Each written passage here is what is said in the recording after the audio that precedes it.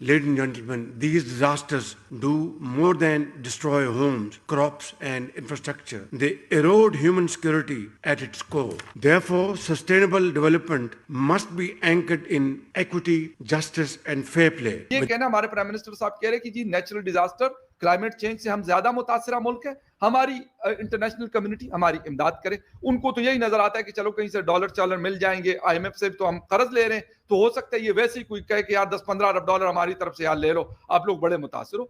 हम ना कुछ सीखते हैं, ना कुछ इंतजाम, कुदरत पर डालते हैं काम को। है दुनिया की कि जो गरीब अपने किसी गरीब रिश्तेदार किसी अमीर रिश्तेदार के पास जाता है, या गरीब दोस्त किसी अमीर दोस्त की तरफ जाता है, तो वो ठिठक जाते हैं, लोग कहते हैं कि मांगने आया है, और मुंह दूसरी तरफ कर लेते हैं। तो एग्जैक्टली ये वाली जो सिचुएशन है, ये शहबाज शरीफ साहब पहले बयान कर चुके हैं। उन्होंने कहा जी जिधर भी जाता हूँ लोग मुंह दूसरी तरफ कर लेते हैं, कि फिर मांगने आगे, वो फिर भी जाते रहे। ये देखें भाई, ढिठाई करने बोला 30 लाख रुपए उसके पास होंगे तो वो गटर का ढक्कन क्या चुराएगा। इंडिया में उसकी जो है ना इस बात के ऊपर वो हो रही है, मजाक उड़ रहा है। हाँ मजाक उड़ रहा है। बताएं आप, ये भाई से बात करें। मरियम नवाज ने क्या 30 लाख रुपए जुर्माना देंगे? ठीक है, 30 लाख रुपए Are still fresh in our memories. It claimed thousands of lives, washed away millions of acres of standing crop, and millions of houses were annihilated and razed to ground. Last year, the floods unfortunately returned again with vengeance this time. Ladies and gentlemen, these disasters do more than destroy homes, crops, and infrastructure. ये basically Pakistan की अवाम को एक message दिया जा रहा है, ठीक है।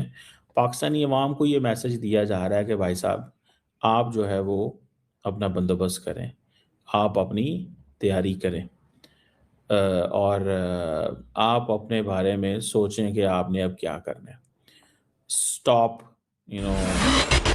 दोस्तों, पाकिस्तान का राष्ट्रपति इस समय ऑस्ट्रिया में है और वहां पर यूनाइटेड नेशन की एक मीटिंग को संबोधित कर रहा है और चीख चीख कर बोल रहा है कि हम बर्बाद हो गए। पिछले 3-4 साल में बहुत सारी बाढ़ें आई, प्राकृतिक आपदा पाकिस्तान पर टूट पड़ी हैं, अल्लाह का अजाब आ गया है, हमें बचाओ, क्योंकि हमारे यहाँ पर बहुत ज्यादा इकोनॉमिक क्राइसिस आए हैं। इससे उभरने के लिए हमें आपकी मदद चाहिए। अब ये नौटंकी पहले भी हो चुकी है। आप सभी को पता है कि जब भी अंतर्राष्ट्रीय मंच लगता है तो पाकिस्तानी विक्टिम कार्ड खेल खेल के पैसा उगाना चाहते हैं। इस साल पाकिस्तानी जब बाढ़ आई थी तो बोल रहे थे कि हमने किसी अंतर्राष्ट्रीय मंच से मदद नहीं मांगी, पर यह जाहिल जाकर अब खुद यूनाइटेड नेशन के अंदर बोल रहा है कि 2022 में बाढ़ आई थी, अभी भी बाढ़ आई है और हमें अपनी प्रोग्रेस करने के लिए मदद तो लेनी पड़ेगी, क्योंकि पाकिस्तान की इकोनॉमी डूब चुकी है। अब इकोनॉमी को डुबाया भी तुम नहीं है और दूसरे देशों से पैसा भी तुम ही मांग रहे हो।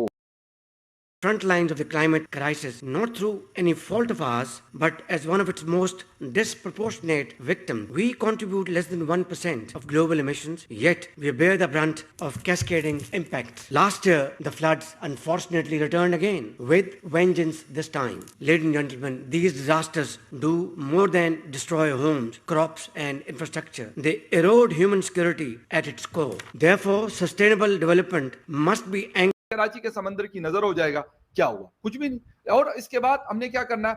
हम ये कहना, हमारे प्राइम मिनिस्टर साहब कह रहे कि जी नेचुरल डिजास्टर, क्लाइमेट चेंज से हम ज्यादा मुतासरा मुल्क है, हमारी इंटरनेशनल कम्युनिटी हमारी इमदाद करे। उनको तो यही नजर आता है कि चलो कहीं से डॉलर चालर मिल जाएंगे, आईएमएफ से तो हम कर्ज ले रहे हैं, तो हो सकता है ये वैसे ही कोई कहे कि यार 10-15 अरब डॉलर हमारी तरफ से यार ले लो, आप लोग बड़े मुतासर हो। हम ना कुछ सीखते हैं, ना कुछ इंतजाम, कुदरत पर डालते हैं काम को। हिंदुस्तान पे डाल दिया, हिंदुस्तान किस पे वैसे डालेगा? मुझे यो भी बता कि चीन पे डालेगा या शायद उस तरफ कौन से और कंट्रीज हैं उसके, मुझे क्योंकि ज्योग्राफी का इतना नहीं वो आइडिया, वहां पे कौन क्या उनके ऊपर डालेगा कि आपने हमारे ऊपर पानी छोड़ा। भाई कुछ चीजें ऐसी होती है कि उसके लिए अरेंजमेंट्स की जाती है, लेकिन अफसोस के साथ हम यहाँ पे क्या करते हैं? मरियम नवाज साहिबा जापान के दौरे पे गई और वहां पे कह रही है नागासाकी पता नहीं कहां पे किसी शहर में खड़ी थी, मैं पंजाब को जापान जैसा बनाऊं। ओ भाई, पंजाब को इंसानों का एक प्रॉपर प्रोविंस बनाओ, ये लंबी लंबी छोड़ना छोड़ दो। जो एक सिटी का उनका बजट है ना, वो पूरे पाकिस्तान का बजट नहीं होता। उनके पास पैसा है तो वो अपने लोगों पे लगाते हैं। आपके पास क्या है? आपने अभी 38 मैं खत्म कर रहा हूं, 38 डेज हुए हैं 1 जुलाई से लेके 8 अगस्त तक, 406 अरब रुपए आप उधार ले चुके हैं बैंकों से।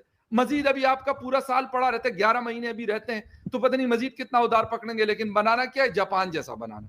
ओ भाई जापान जैसा ना बनाओ, हर शहर को डेवलप करो, उसका प्रॉपर जो जिस तरह के वाटर रिजर्वायर छोटे छोटे बनाओ, ये जो इस तरह की हार्वेस्टिंग होती है, रेन हार्वेस्टिंग होती है, इसके ऊपर काम करो। कम से कम ये मसले ही नहीं होंगे हमें कि यार हम कहीं इंडिया ने ये दहशतगर्दी कर दी तो इंडिया ने वो हमारी तरफ दूसरी दहशतगर्दी की बात करते हैं, हम उनकी तरफ अभी दहशतगर्दी वाले टर्मिनोलॉजी यूज कर रहे हैं। मेरे ख्याल में ये टेट फॉर टेट वाला हिसाब किताब हमने बनाया हुआ है दुनिया की कि जो गरीब अपने किसी गरीब रिश्तेदार किसी अमीर रिश्तेदार के पास जाता है या गरीब दोस्त किसी अमीर दोस्त की तरफ जाता है तो वो ठिठक जाते हैं, लोग कहते हैं कि ये मांगने आया है और मुंह दूसरी तरफ कर लेते हैं।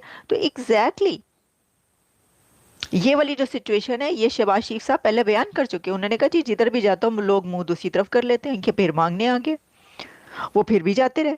ये देखें भाई ढिठाई का नहीं, ढिठाई नहीं, आप ये देखें कमिटमेंट डेडिकेशन का आलम देखें, मांगने के लिए डेडिकेशन का आलम देखें। आप डेडिकेशन देखें कि कितने डेडिकेटेडली मांगा जा रहा है।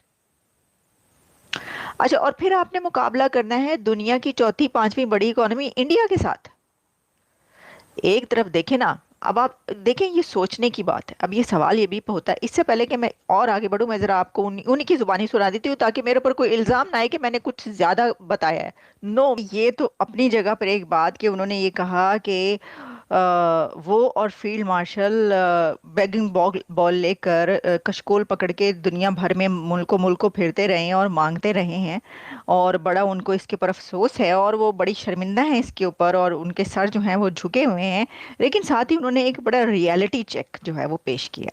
ये तो है ही है, लेकिन इसके साथ इससे भी ज्यादा बड़ा, अच्छा लोग समझ रहे हैं कि जी ये ही सबसे बड़ा है कि जी कटोरा लेके फिर रहे हैं, कशकोल लेके फिर रहे हैं, ये सबसे बड़ा वो है। नहीं, इससे ज्यादा बड़ी बात ये है कि जो उन्होंने आगे कही, उन्होंने कहा कि इसके बाद कि जब कोई अपना हाँ या ना और अपना पॉइंट रखने का बिल्कुल जी, मेरा ख्याल से तो ये है कि ये जो वीटो पावर का कॉन्सेप्ट है उसको ही ख़त्म कर देना चाहिए। अच्छा, ठीक है, क्योंकि डेमोक्रेटिक सिस्टम में मेजॉरिटेरियन डेमोक्रेसी में यही होता है कि जो ज़्यादा अक्सरियत जो चाहती है वही फैसले लिए जाते हैं। लेकिन अगर वीटो पावर का कंसेप्ट ना ख़त्म किया जाए, कल को हमारी कंट्री उसमें शामिल हो जाए तो ये फ़ायदा नहीं होगा पाकिस्तान? नहीं, हमारी कंट्री इर्रेस्पेक्टिव ऑफ हमारी कंट्री है या इंडिया है या इंग्लैंड है, जो भी है, मैं उस सिस्टम के उस प्रिंसिपल्स की बात कर रहा हूँ। फर्क नहीं पड़ता आपको लगता है जस्टिफाइड? पाकिस्तान को भी अगर वीटो पावर मिले तो मैं प्रिंसिपल्स की बात कर रहा हूँ कि ये वीटो पावर का कॉन्सेप्ट ही गलत है, मेरी समझ में तो नहीं आता। ठीक है। एशिया में जो इंडिया है ना, इंडिया उनकी तो एक आबादी बहुत ज़्यादा है। हाँ। और इकोनॉमी भी उनकी अच्छी, एशिया में उनकी इकोनॉमी अच्छी है। सही है, ऐसा दूसरा कोई मुल्क नहीं एशिया में, चाइना के बाद, चाइना तो ऑलरेडी उसमें है। हाँ। अब अगर देखा जाए आबादी के लिहाज से बड़ी कंट्री है, अगर